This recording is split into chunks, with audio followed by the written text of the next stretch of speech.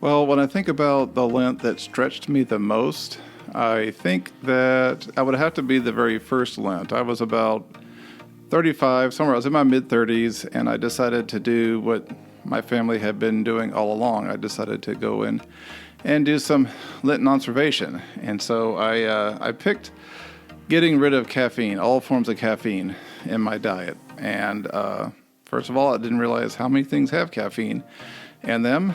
And secondly, I didn't realize that I would have a headache for a long time. So about a 3-week long headache.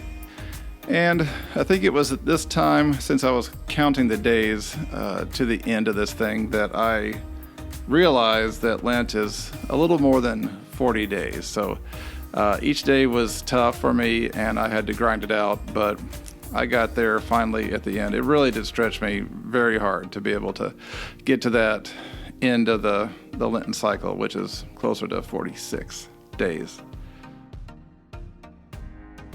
Yeah, I guess if I were to think about, did it last? No, once Easter hit, I was back into all things caffeine. I was looking forward to that day greatly. However, when I think about the last 20 years since then, I've been able to do the Lenten observations, even more intense ones, and it hasn't been as stretching. So even though it may have seemed like I went right back to my old habits, I was different. I was different whenever I was done with that first Lenten observation. I'd been stretched quite a bit.